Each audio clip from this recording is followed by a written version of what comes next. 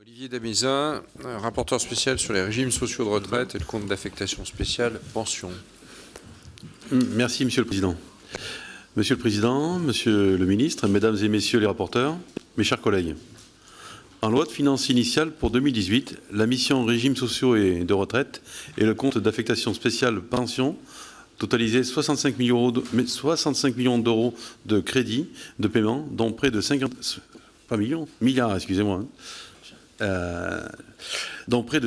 milliards pour les pensions des fonctionnaires civils et des militaires, soit au total 1 milliard d'euros de dépenses en plus par rapport à l'exécution 2017.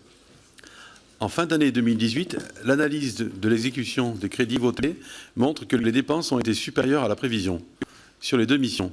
Cet écart est de 127 millions d'euros pour ce qui concerne la mission régimes sociaux et de retraite et de 94 millions d'euros pour ce qui concerne les pensions. Je vais revenir sur les faits saillants de l'exécution 2018, mission par mission. Point 1.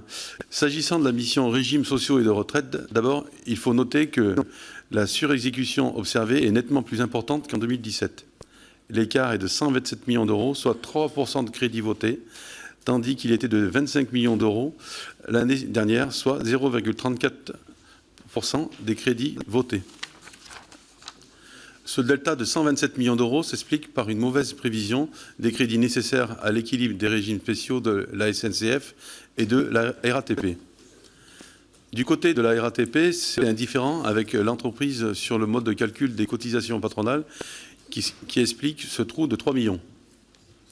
Mais le plus gros écart vient de la CPRP SNCF, la caisse gestionnaire du régime spécial de la SNCF.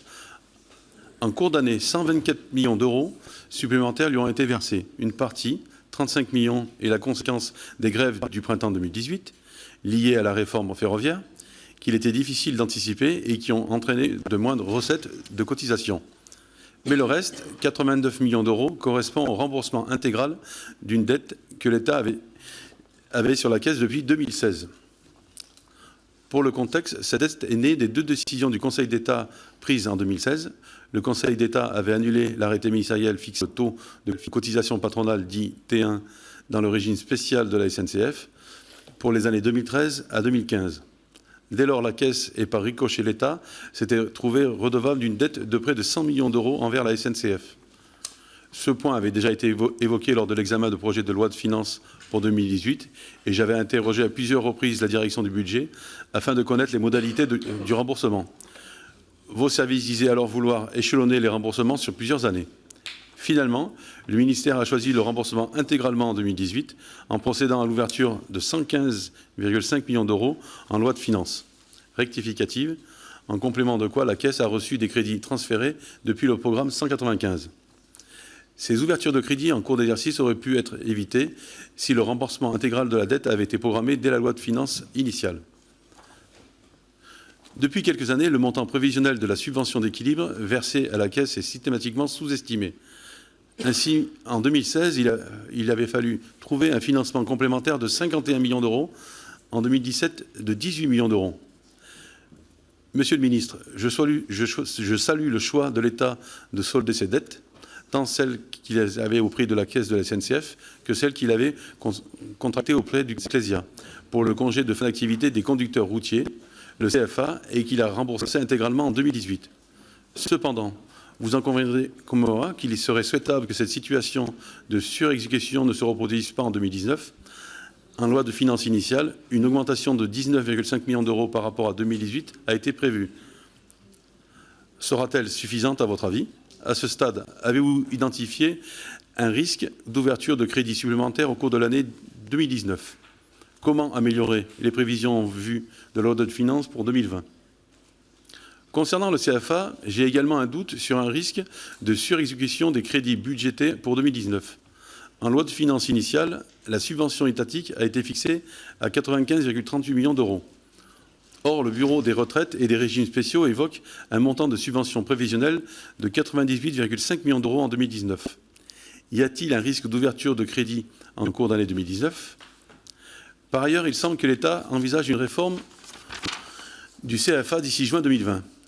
Je rappelle qu'il s'agit d'un dispositif créé en 1998 qui permet aux conducteurs routiers d'arrêter de travailler dès 57 ans, avant l'âge d'ouverture des droits à la retraite, en contrepartie de quoi l'entreprise est tenue d'embaucher un autre conducteur routier en CDI.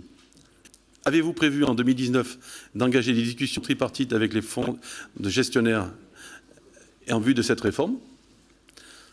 Sur le deuxième point, j'en arrive au compte d'affectation spéciale pension. En loi de finances initiale pour 2018, les dépenses s'élevaient à 58,4 milliards d'euros au total. En fin d'année, 58,5 milliards d'euros ont été exécutés, soit un écart de 116 millions d'euros, plus du double de l'écart observé en 2017. Cela s'explique par les dépenses des pensions plus importantes que prévues pour les fonctionnaires civils et militaires. Dans le même temps, on note que les recettes sont inférieures de 557 millions d'euros au montant inscrit en loi des finances initiale, en raison, semble-t-il, d'une mauvaise anticipation de l'arbitrage gouvernemental entre l'embauche de fonctionnaires cotisants au régime spécial et l'embauche de contractuels cotisants au régime général.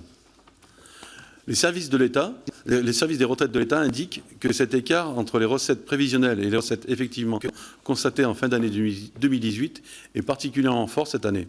En 2017, l'écart constaté n'était que de 225 millions d'euros. Pourquoi un écart de cette ampleur en 2018 et comment améliorer les prévisions dans les années à venir?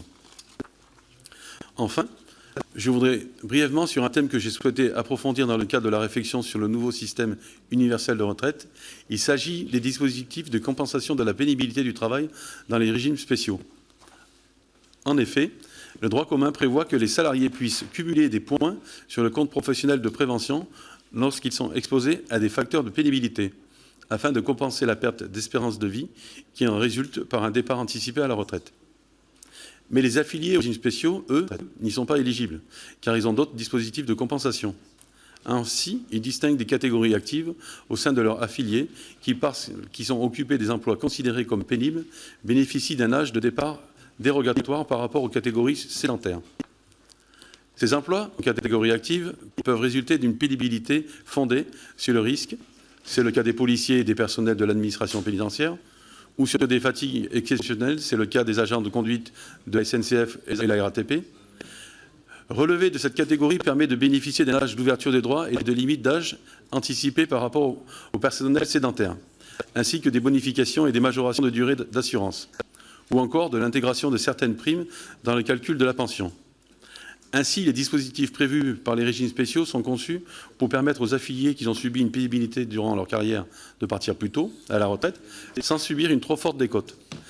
Les organisations syndicales y sont très attachées, bien qu'elles reconnaissent aussi certaines fragilités et insuffisances du système actuel, telles que la non-portabilité de ces droits à l'inéquité avec le secteur privé à profession équivalente. Or, le devenir des catégories actives est très incertain dans le contexte de la réforme des retraites. Cette spécificité des régimes spéciaux rend particulièrement difficile les assimilations aux autres régimes de retraite de base. Il est un des nombreux chantiers sur lesquels travaille le haut-commissaire, beaucoup de questions à trancher. Parmi les pistes évoquées figure l'hypothèse de maintenir un âge d'ouverture des droits anticipés dans les catégories actives. Une autre possibilité consisterait à fixer des âges de référence différents pour chaque affilié au régime universel, en fonction du profil de sa carrière et de sa génération, ce qui permettrait de compenser plus précisément les différences espérances de vie. Cependant, dans un régime à points, ces départs précoces pourraient se solder par un faible niveau de pension. Il est donc important de prévoir une mesure corrective plutôt que de modifier la formule de calcul pour que les points cumulés rapportent plus. Le Conseil d'orientation des retraites préconise de compléter la pension par des droits supplémentaires financés par l'impôt ou par une cotisation non contributive.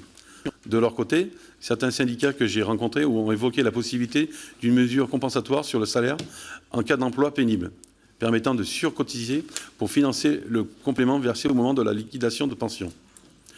Monsieur le ministre, je le sais, c'est le haut-commissaire qui est à la manœuvre. Mais je pose la question aux représentants du gouvernement que vous êtes, car les personnels affiliés aux régimes spéciaux que j'ai rencontrés m'ont fait part de leur inquiétude quant au maintien d'âge du départ anticipé. Quand le gouvernement sera-t-il en mesure de faire connaître l'hypothèse retenue pour la compensation dans le nouveau régime universel de la pénibilité du travail? Je termine mes propos en remerciant l'ensemble des services